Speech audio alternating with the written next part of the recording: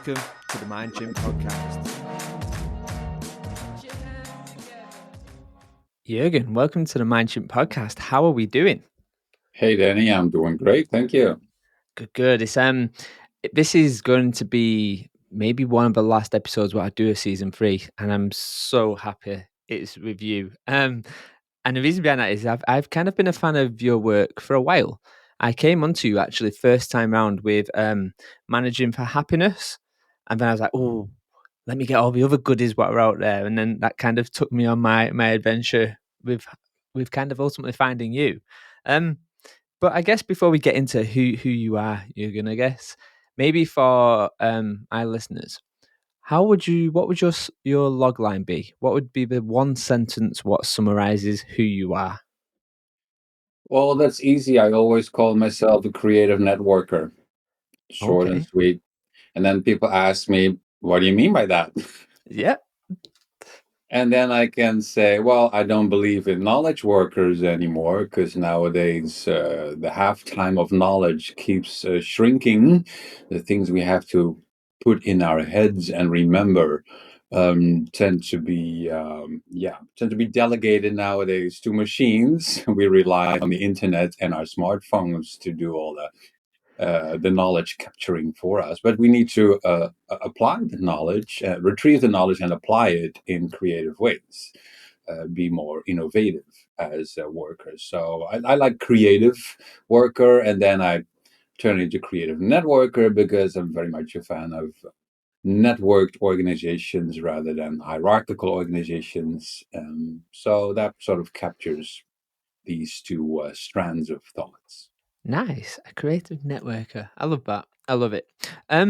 So before we get into kind of all the good stuff around the work, what you do and a lot of the books and stuff which we can talk about, I ask my guests to pick a number between 1 and 12. Okay. And that number, what you pick, is linked to a list of questions I have on here. So what number would you pick? 5. Number 5. Okay. Not many people have picked this one. Okay, so I'm going to ask you this question, but I don't need the answer just yet. I'll come back a little bit later on.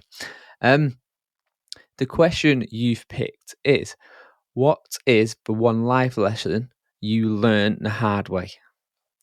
Okay. So that's the question what you've picked, and we'll come back to it a little bit later on. But I guess, I guess some people might be listening to this for the first time. You're gonna maybe have never ever come across you. So maybe give us a bit of a whistle stop tour around kind of who you are and your career from then right back to where you are right now. Okay, well, I'm originally a software engineer, studied in Delft, in the Netherlands. That's where I'm from. I live in Rotterdam, actually. And my interests have always been very broad. I like marketing and content creation and finance and all kinds of different things. So I was never really the geek or the nerd as other students were that I was in class with. Others were much better at programming, though I loved writing software. Don't get me wrong, but I was just never the best at it, and that made me the perfect candidate to be promoted up to management.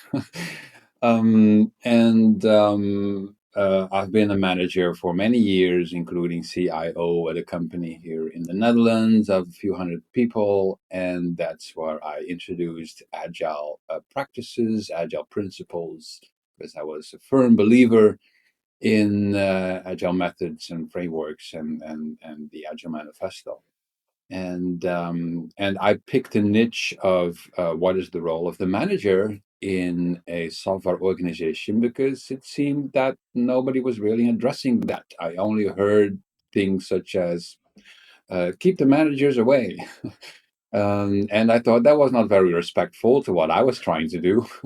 I was trying to do a good job in my role, but I had to figure out what that job was, supportive and initiating and directing and so on. So yeah, I wrote a book on that, and that was a big hit. It sold many, many, many copies in lots of different translations around the world, and that's established me as the one who covered management in the agile space, and that's what I've been doing ever since. I quit my job in 2010 and became an independent speaker, writer, workshop creator, and I have my own little startups since then. Some successful, some not. We could talk about that, about the hard lessons I learned. You you hinted at that, and where I am now is I have something new that I call the unfixed model. It helps people organize their companies with patterns. I prefer patterns over frameworks. Everything is optional, like Lego, lots of different blocks that you can use, but you have to do the building of the method of the framework yourself in your own context. Don't purchase something off the shelf because that rarely works long term. And yeah, that's the newest thing I'm working on. So that's where we are now. Nice, nice. And there's a lot to unpick there. Um, but I guess the question I've got is before we get into the work what you do now with Unfix and the books and stuff. If I was to go back in time and I was to ask your best friend or your teacher, what's Jurgen going to be when he grows up? What would they have said? Well, actually, inter- the interesting thing is that my teacher, when I was 11, said to my parents that I was good at analysis, so I should become an analyst or whatever. I had no clue what an analyst was. To be honest, I was 11. What is an analyst? So my mother brought me to the mall and we bought a microscope because we associated that with being an analyst, that you look at things under a microscope. And I thought it was very boring to look at things under a microscope. That was not my thing. But the funny thing is that the last decade or so, I have often been complimented for my talent or my knack at connecting the dots. I always say I fly at a 30,000 feet level. I am not a coach consultant myself. I talk with coaches, consultants. They are my customers. I see a lot of things happening around the entire world. I read a ton and I see patterns. That's what I'm good at. I see the patterns, I connect the dots, and that I turn into creative materials like workshops and books and so on. And I think back that my teacher was right.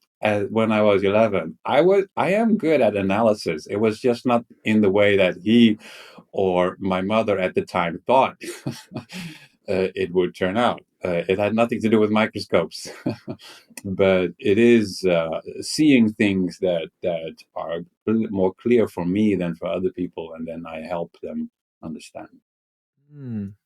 It's fascinating this dot connector. I spoke with a couple of people on this show, and I've spoke around me feeling like I'm a dot connector. I identify the invisible, and I've used a tool recently called Obsidian. Have you come across this tool? Yeah. Yeah, and I found that being really, really helpful in connecting different patterns in my thinking and connecting the things what I can't see yet. Yeah. Um, Now, a lot of my, I guess, listeners are from backgrounds in HR, innovation, learning, you name it, kind of big organizations. And I guess the question I have is imagine all these people in these big organizations are in a football stadium, okay? And they're all going to leave this stadium. And you've got a billboard outside this stadium, okay? What's the one message you would put on that billboard for all these people in HR, learning, whatever? What's the one message you want them to see?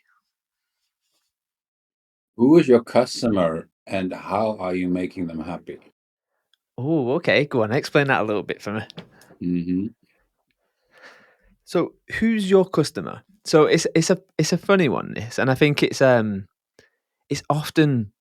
it's a step you do right at the beginning, but it often seems to be that a lot of people would overjump this step, right? Be going to solution seduction. Oh, we can come up with this great solution without actually really understanding that.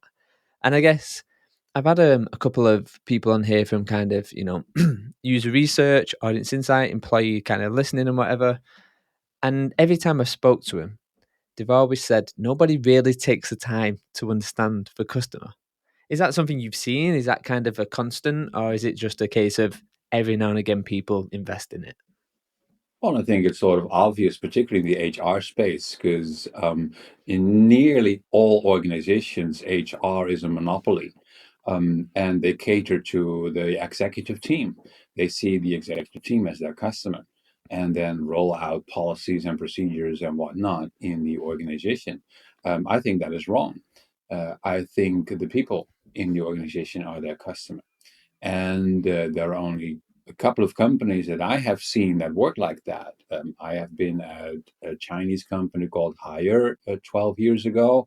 They are famous for having fired basically their entire middle management layer and turned everyone into entrepreneurs. So they've turned into a company of 4,000 little companies, all operating under the name Hire as a big marketplace offering services both to external customers and internal customers.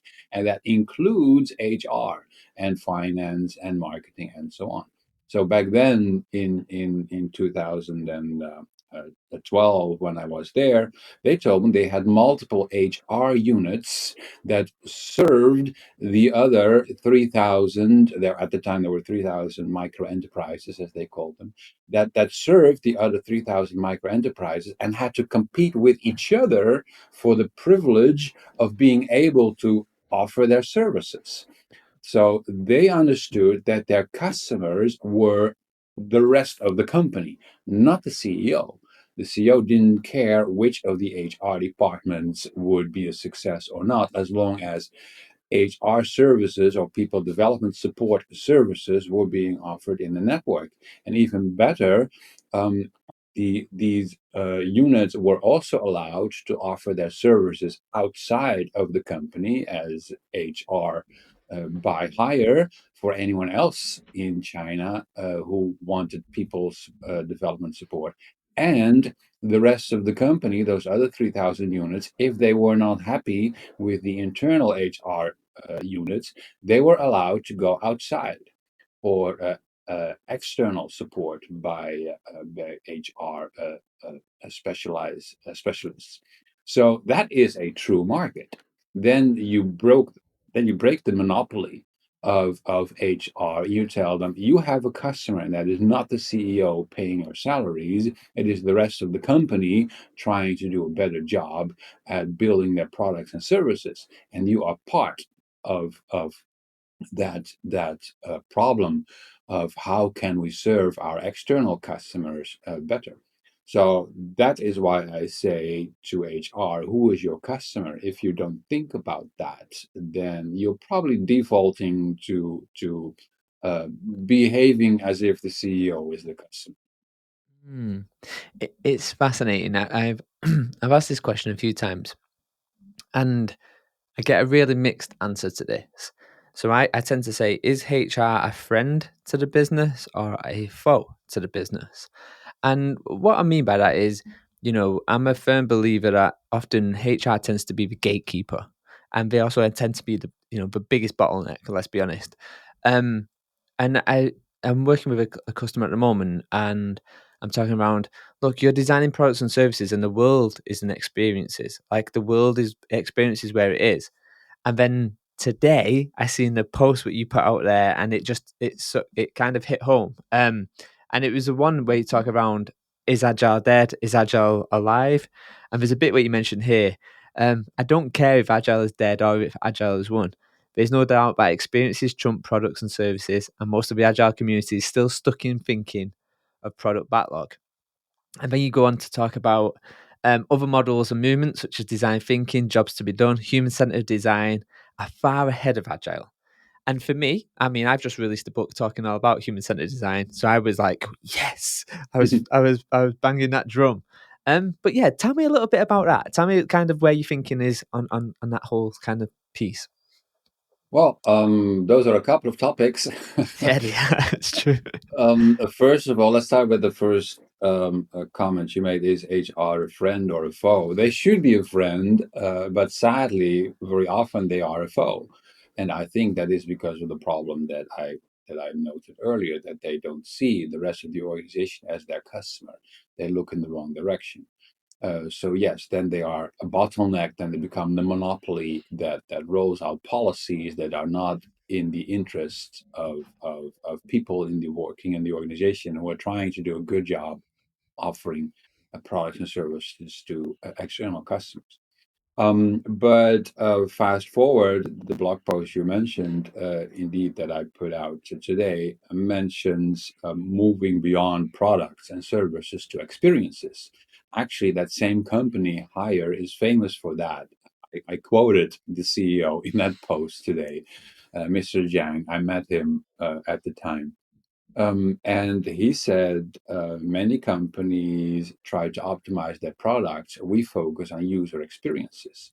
So, what is the experience that a fridge is supposed to offer to a family in a home, for example? Is not about the product of a fridge that you sell. You have to think about what is it that this object is supposed to enable in this household, which is keeping things fresh, keeping things cool, whatever. It has a couple of purposes that are captured in that one object. So you have to start from the experience of the user, and then products serve a job. This is what the jobs to be done community has done in the last 10 years. They have described that the customer has a job uh, uh, to increase their happiness for a little while, or to have a better experience, and your product is supposed to enable that job.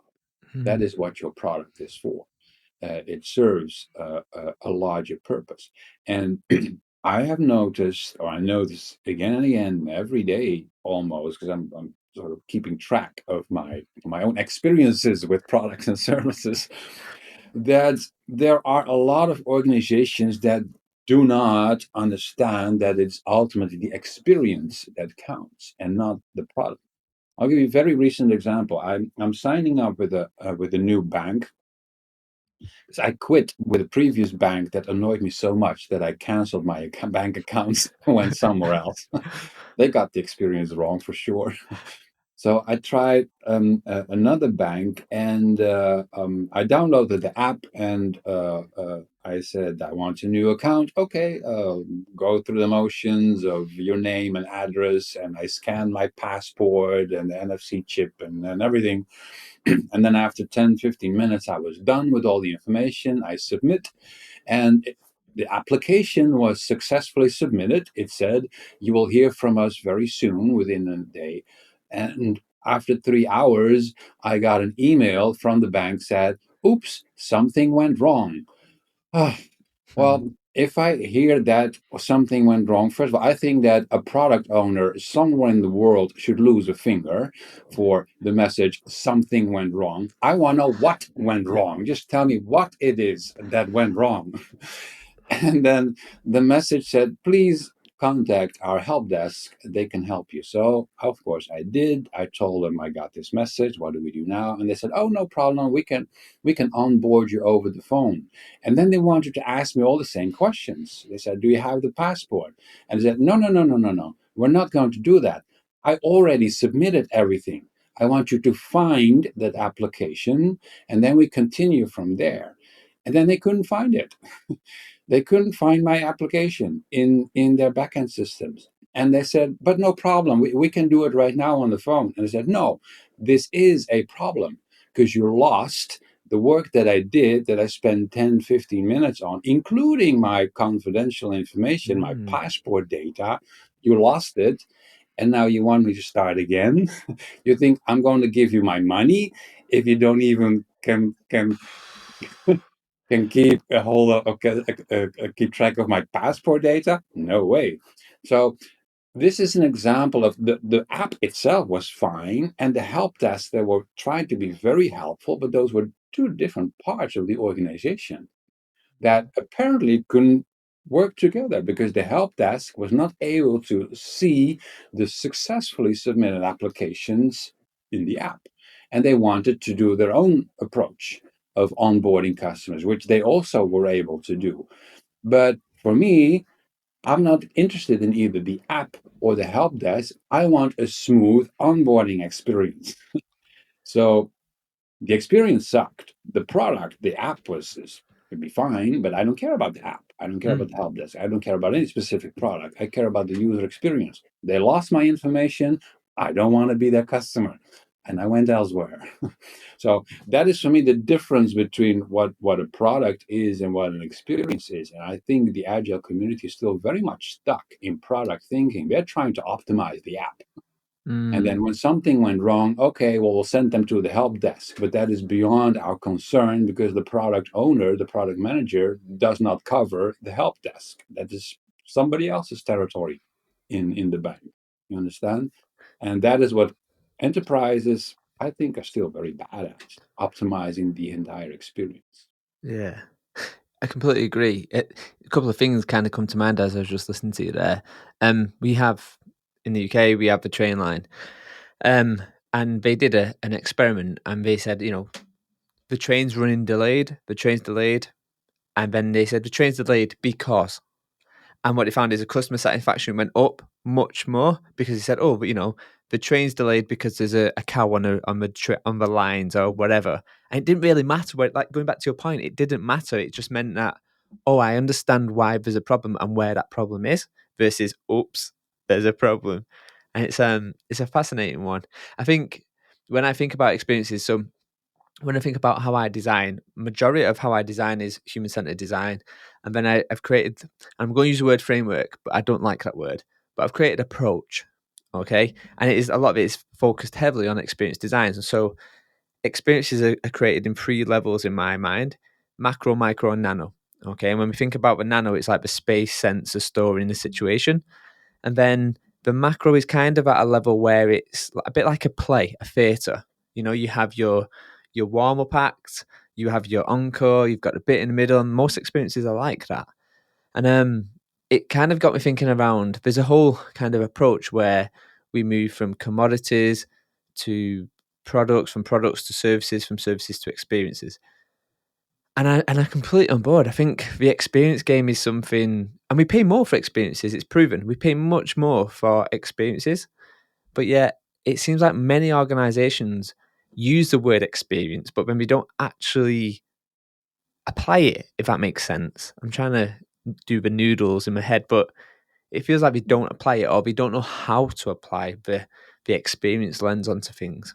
Exactly. Yeah. And I think well, there are some companies have shown the way. I think maybe one of the first to really get it was Starbucks many, many years ago. I Mm. mean, we pay a fortune for a coffee. This is ridiculous. Yeah.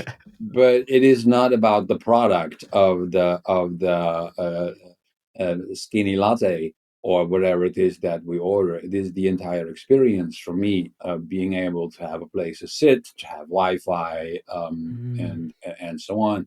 And they thought about that. Uh, what kind of experience do we want to offer, including the colors and the smells, and so on.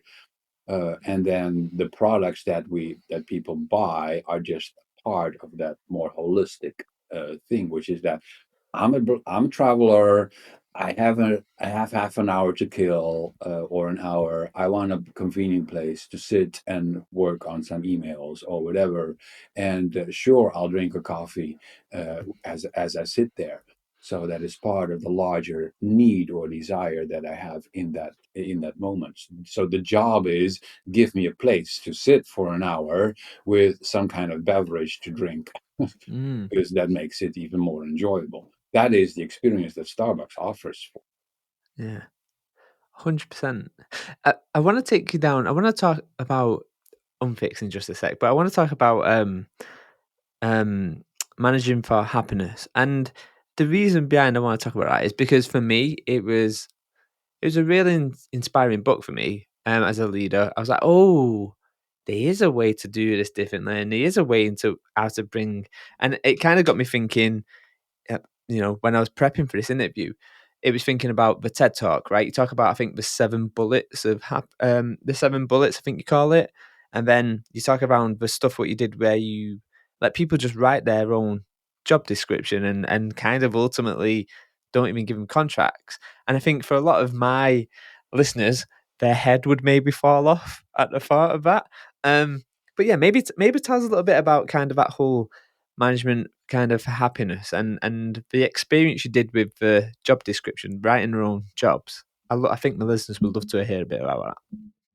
Yeah, so my first book was Management 3.0, and that book was half theory, half practice. It was a sort of a foundational piece that I worked on for several years, including lots of references to complexity science and systems thinking and so on, because I thought it was very important. And then the feedback that I got from people was excellent stuff, but we particularly like all the practical chapters. So that's when I thought, okay, for my next book, I will only focus on practical suggestions, things that you can implement the very next week or start experimenting with.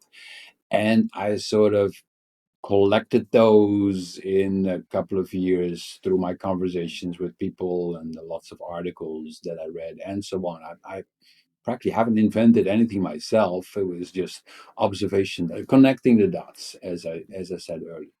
And indeed, I saw that at some forward-thinking companies, people create their own job title.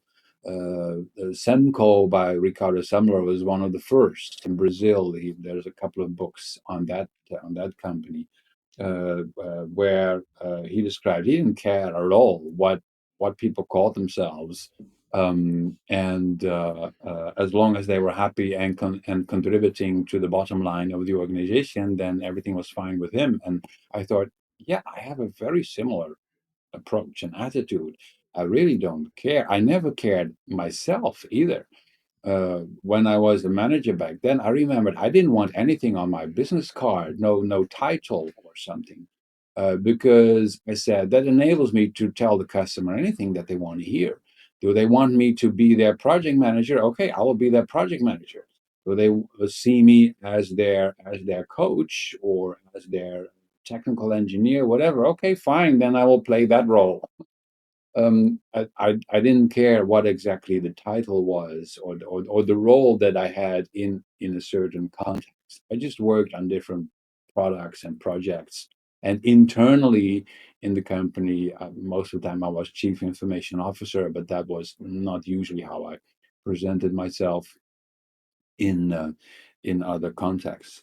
So I like that fluidity of it. Your role depends on the thing that you're doing in a certain project or with a certain product, and don't be uh, such a bore about the exact title that you have, because this is so important to some people. It's ridiculous, and that's what I try to explain in that chapter of on the book.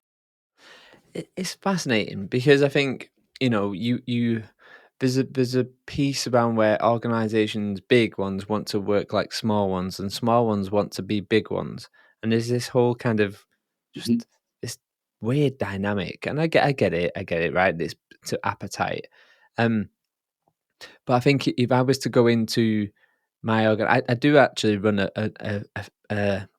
I call them culture crafter. It's a culture craft, and it's actually close your eyes and write all the things what bug you, like all the things what come to mind now, and write a bug list, and then write a hows and a cows and a wows moment. And basically, all I'm really doing is getting them to identify the bits what they really love about their job, and the bits what they really hate. They hate doing it. I'm like, right, okay, given putting these two together now, how would you write your dream job? And then there's a whole conversation around how can you do more of this and how can you do less of that.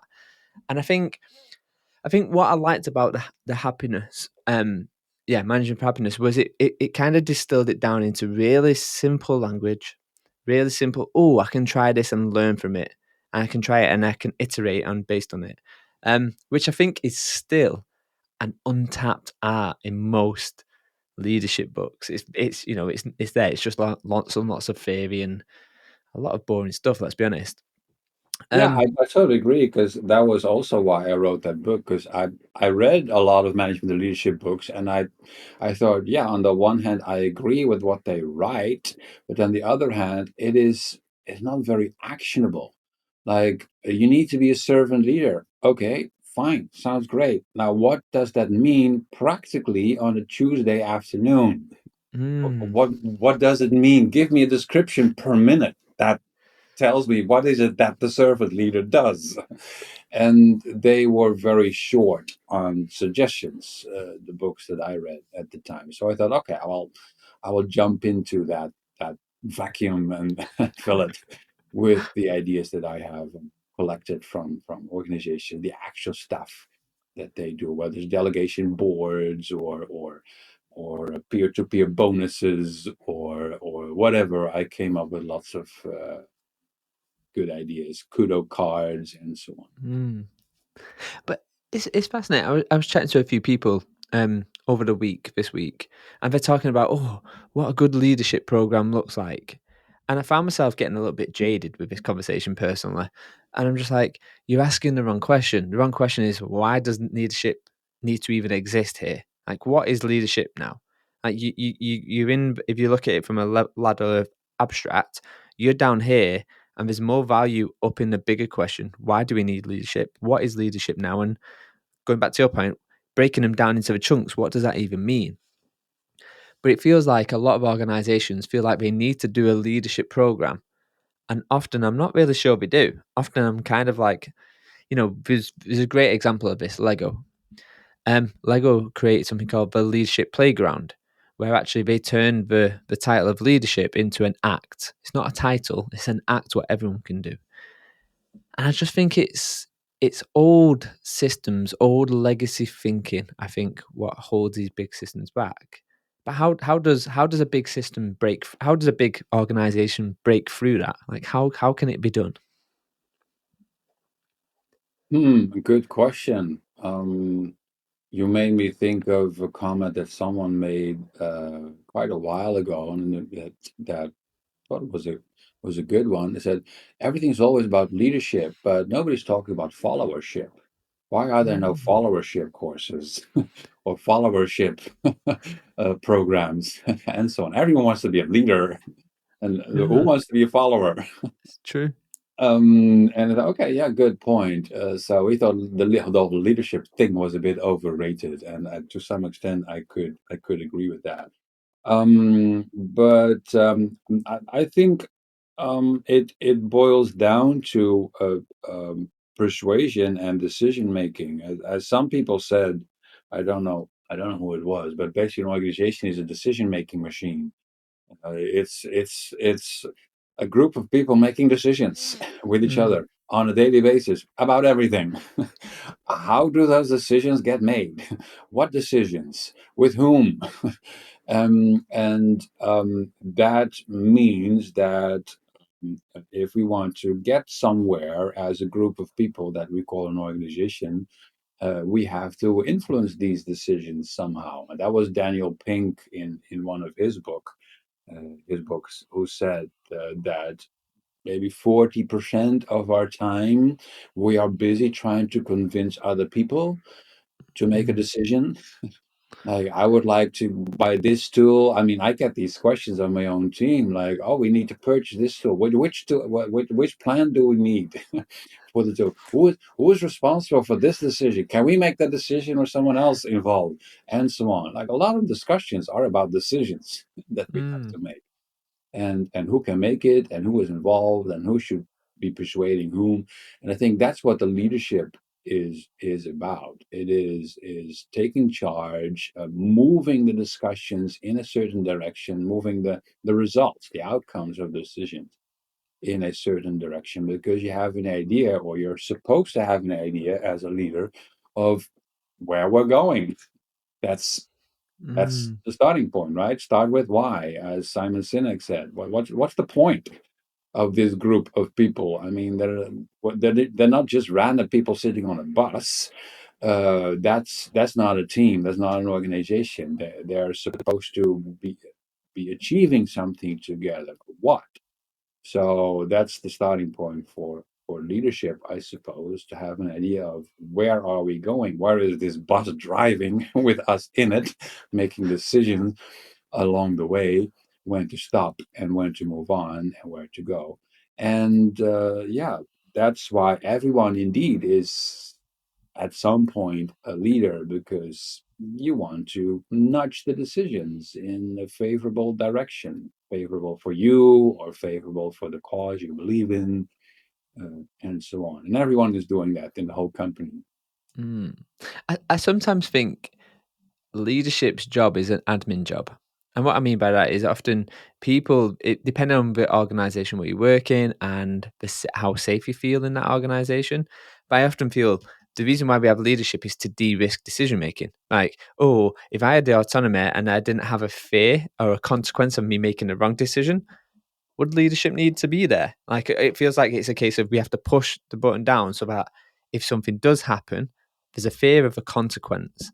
And I think sometimes, when I work with some of the teams when I'm doing behavioral experimentation, it's a lot of them is complete empowerment. Like, you're not going to get any career consequences, and we're going to run it for like 3 or 4 weeks as an experiment. And I just think sometimes, the leadership, if you could take away that de-risk of making a decision, what would leadership look like at that point? Would it be something wildly different? I don't know. I really don't know. Me neither, but you have a good point about de-risking decisions. I talk about experiments all the time in the work that I do, and some of those experiments are about figuring out what is the riskiest assumption that we now have in our product design, uh, in our business model, and so on, because we want a high chance of survival as a company. So anything that might go wrong needs to be addressed, and that might require us running some experience in order to de-risk our future. And Mm. yeah, so that's part of the equation too. So I think this is why I'm fascinated by unfix. And I am fascinated. I am quite fascinated. And I love the fact that you go, this isn't a framework, right? In fact, I'm not even going to explain it because I want you to explain it to my listeners. Tell us where unfix came from and what it is. Well, I have a bit of a difficult relationship with frameworks, and I'm sure some of your listeners are familiar with a couple of them, whether it is the Scaled Agile Framework or Holacracy or Scrum or whatever. What they do is basically they capture some good ideas, good suggestions that worked in some places and some organizations, and then offer them as a template to follow elsewhere. And that's where things go wrong, in my opinion, because you cannot simply follow the template as prescribed in a book, because every organization is different. There is, to draw a parallel, there is research I found that proves that not a single uh, um, uh, weight loss program, a standard weight loss program, works for people.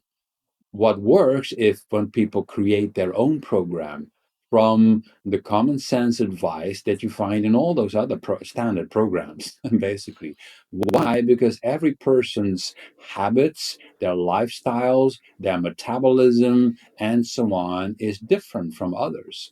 What is good for you is not good for other people. Actually, there are things that make you fat but make me help lose weight, or Mm, vice versa, because our bodies are different.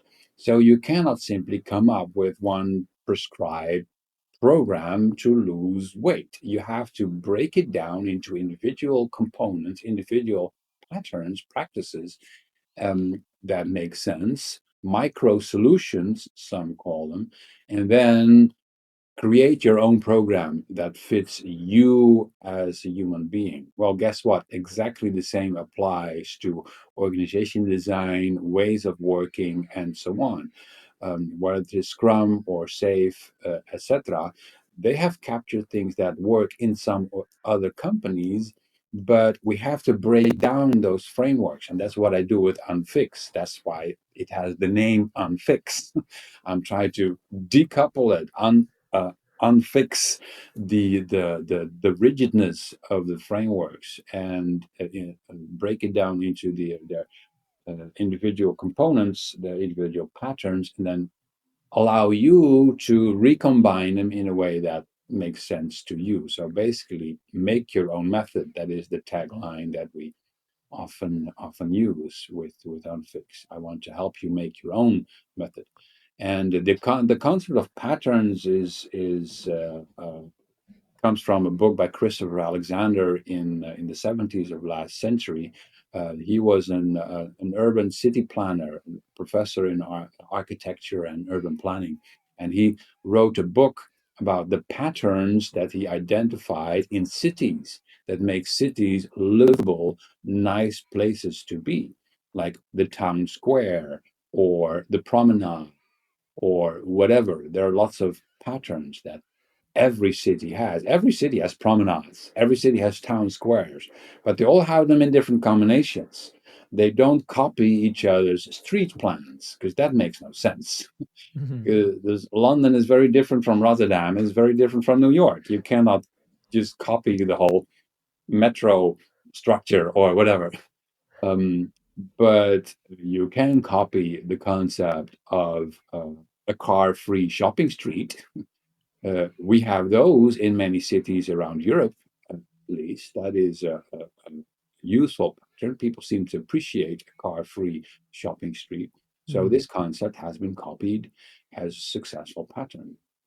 And that's the kind of thinking that I do. I identify the patterns that seem to make sense, mention them, make them part of the unfixed model, which is just a growing collection of, I call them Lego blocks to use that metaphor. But you have to do your own building, uh, create your own model out of the components.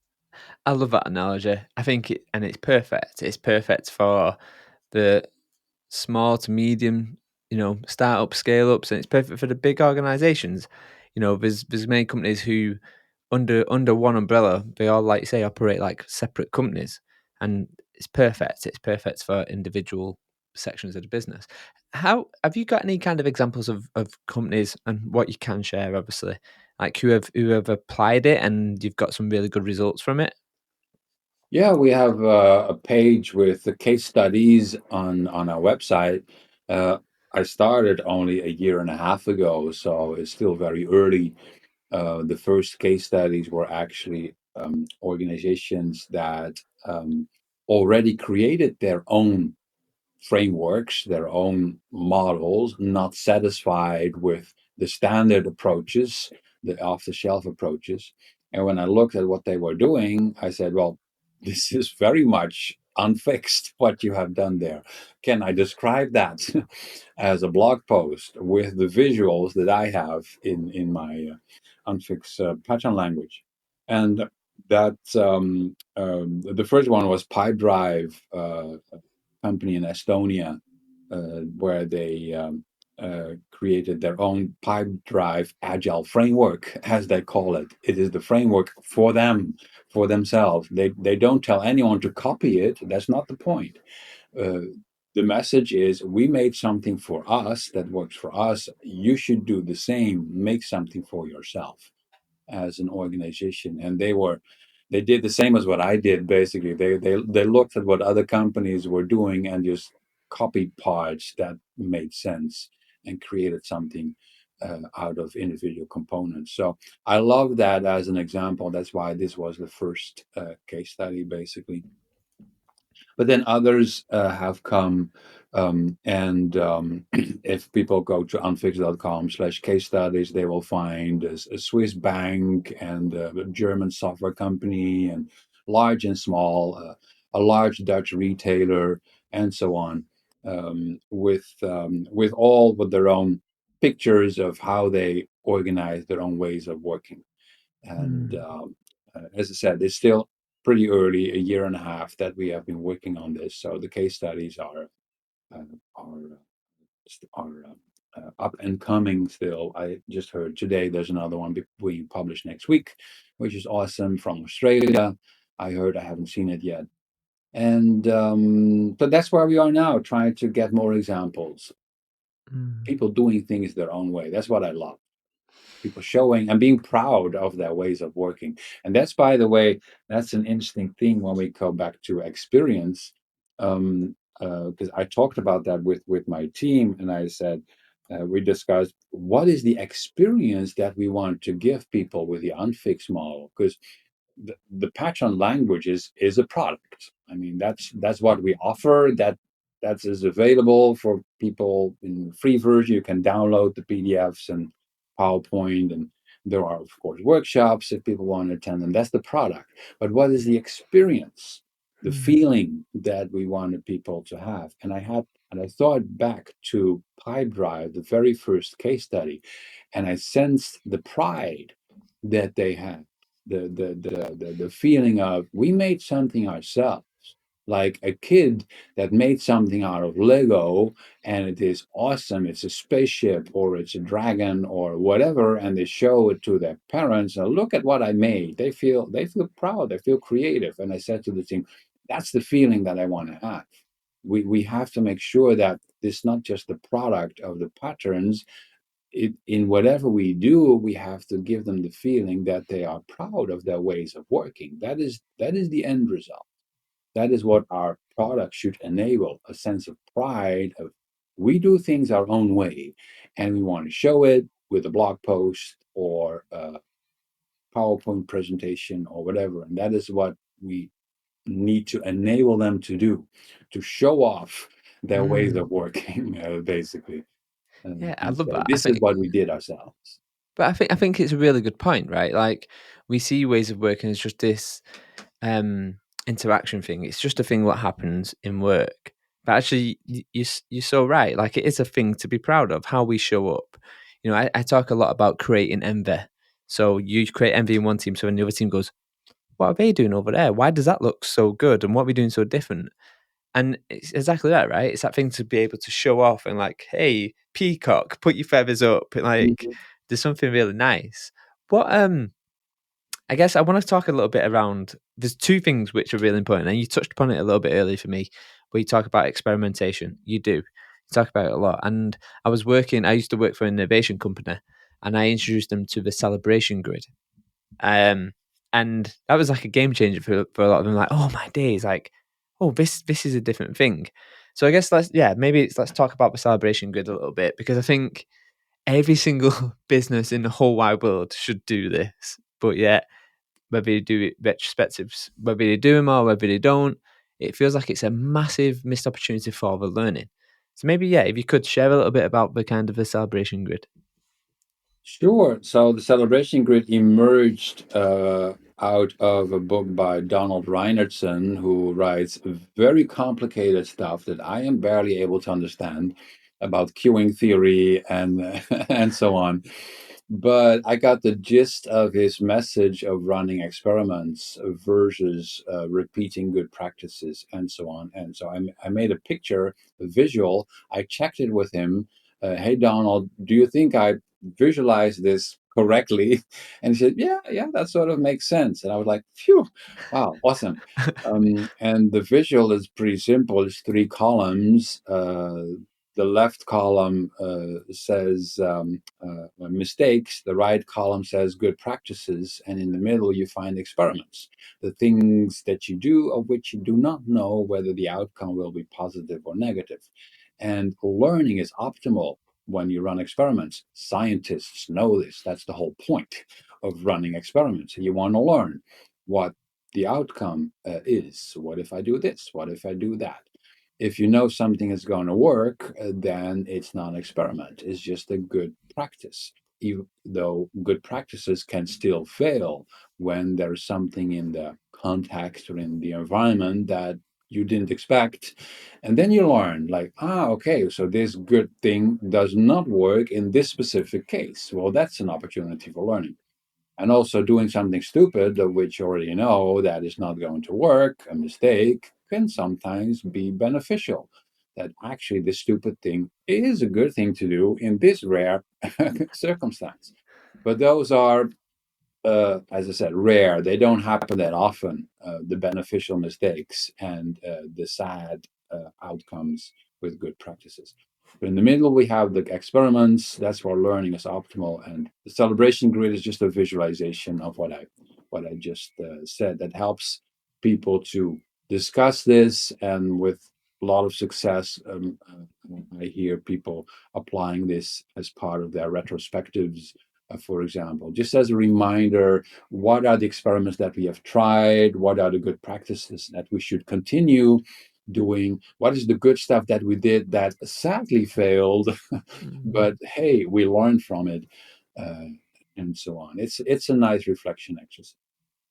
Yeah, I think when I read through all your books and the celebration grid, like there's a real magic in the language. There's a real amount in simplifying the complex, not oversimplifying, but simplifying it so that you know it's easy to understand and it's more importantly it's easy to apply. Mhm. Um, I guess I'd love to know your thoughts on there's we're gonna hit another wave soon of new leaders coming into the business, and they're not jaded by legacy. They're not, they have no rule book. They've not had to kind of, deal with a certain rule book. What tips would you advise to, yeah, what tips would you give to kind of new leaders who haven't been jaded too much by leadership? How would you help them be the future leaders, if you like? Well, I very often tell people that they should keep running experiments. That's how I got to where I am now, because I was not afraid to try stuff. As CIO back then, as a manager of multiple development teams, I did silly things. I did crazy things. I was a very unconventional manager. I didn't care doing things the standard way. I was the person who organized dinner with my team and filled out the HR forms with each other, having an open conversation. And then at the end of the dinner session, I signed the forms and shipped them back to HR. HR was happy because I filled out all the forms. My team was happy because we filled out the forms with each other.